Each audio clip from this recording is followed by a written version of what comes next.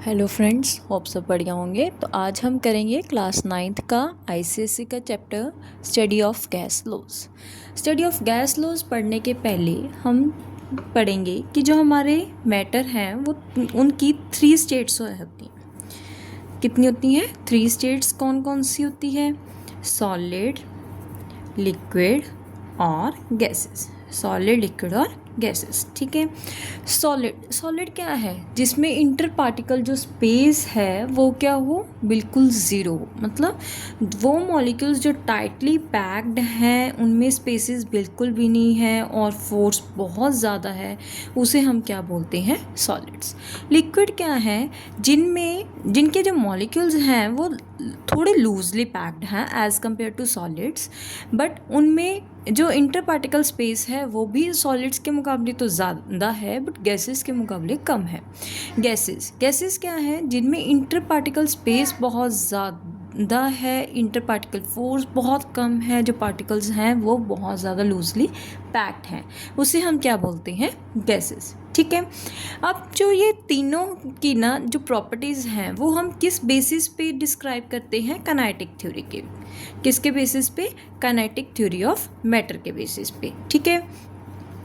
हमारा जो चैप्टर है वो स्टडी ऑफ गैस लॉज है, तो हमें पहले गैस की जो काइनेटिक थ्योरी, गैस के बारे में क्या कहती है, हम उसके बारे में पहले पढ़ेंगे। उसके बाद हम धीरे धीरे करके उसके जो गैस के जो तीनों लॉज हैं उनके बारे में पढ़ेंगे। अब हम पढ़ते हैं जो काइनेटिक थ्योरी ऑफ मैटर है वो गैसेस के बारे में क्या कहती है। वो कहते हैं कि जो गैसेस हैं ना वो छोटे छोटे पार्टिकल से बनती हैं, वो किसी भी डायरेक्शन में जा सकती हैं, कोई कितनी भी उसकी स्पीड हो सकती है, ठीक है। वो कहते हैं कि गैसेस की ना ही कोई फिक्स वॉल्यूम है ना ही कोई फिक्स शेप है। हमने देखा होगा जैसे ऑक्सीजन है, हमने कहीं उसको देखा है क्या उसकी शेप है या क्या उसकी वॉल्यूम है, ठीक है।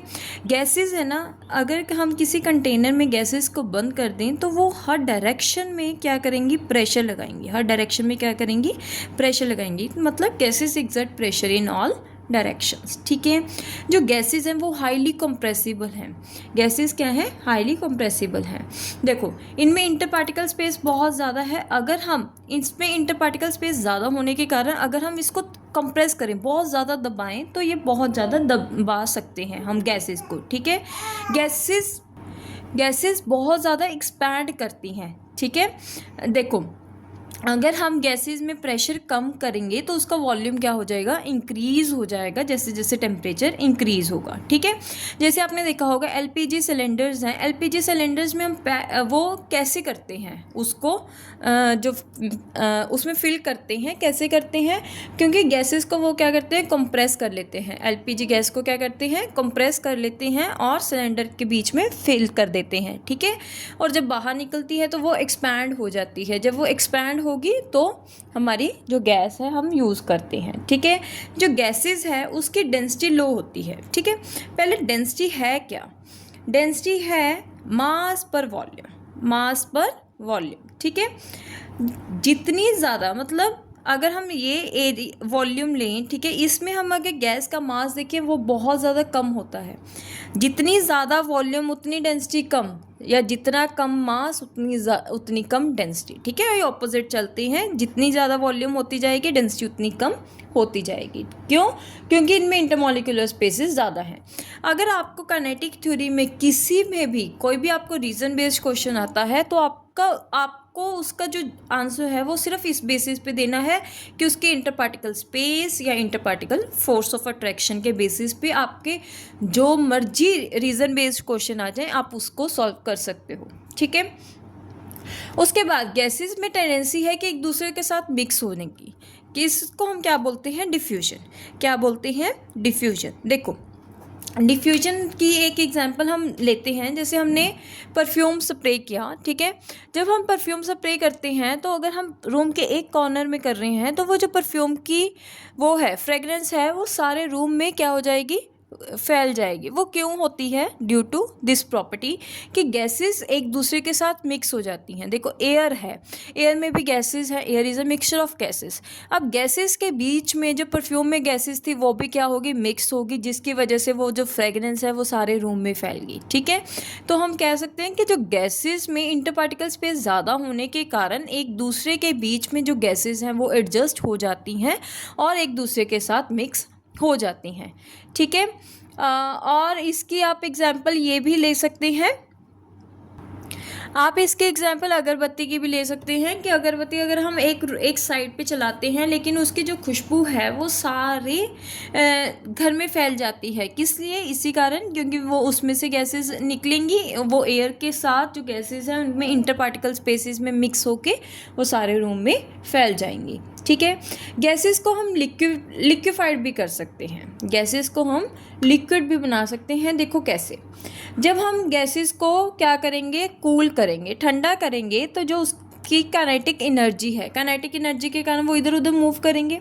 अब हमने उसको कूल कर दिया, मतलब टेम्परेचर कम कर दिया। टेम्परेचर कम किया तो उसकी जो इधर उधर जाने की कैपेसिटी है, काइनेटिक एनर्जी है, वो क्या हो जाएगी? उसकी कम। अब काइनेटिक एनर्जी कम होगी तो एक दूसरे के ऊपर वो क्या लगाएंगे? प्रेशर लगाएंगे। प्रेशर लगाने के कारण मॉलिक्यूल्स क्या हो जाएंगे? क्लोज आ जाएंगे। अब मॉलिक्यूल्स क्लोज आ गए तो वो उनमें इंटरमॉलिक्यूलर स्पेस क्या होगी? कम होगी। इंटरमॉलिक्यूलर स्पेस कम होगी। अब इतने से ही वॉल्यूम में मॉलिक्यूल्स ज़्यादा बढ़ गए तो वो क्या बन जाएंगे? ऑटोमेटिकली लिक्विड बन जाएंगे। क्या बन जाएंगे? लिक्विड। ठीक है, और जो काइनेटिक एनर्जी है वो टेम्परेचर पे ही डिपेंड करती है। अगर हम किसी चीज़ को गर्म करेंगे तो जो गैसेस हैं वो बहुत ज़्यादा दूर दूर तक फैलेंगी, और अगर हम उसको कूल करेंगे तो गैसेस क्या हो जाएंगी? लिक्विड हो जाएंगी। ठीक है, एक टर्म है एब्सोल्यूट ज़ीरो। एब्सोल्यूट ज़ीरो, देखो एब्सोल्यूट ज़ीरो का क्या मतलब है कि वो टेम्परेचर जिस पे जो मॉलिक्यूल्स हैं उसकी मूवमेंट बिल्कुल बंद हो जाए, बिल्कुल, मतलब 0.01% भी उसकी मूवमेंट ना हो, बिल्कुल जो वो टेम्परेचर जिस पे गैसेस की जो मूवमेंट है वो सीज हो जाए, उसे हम क्या बोलते हैं? Absolute zero. और एब्सोल्यूट ज़ीरो की वैल्यू क्या होती है? 0 केल्विन। क्या होती है?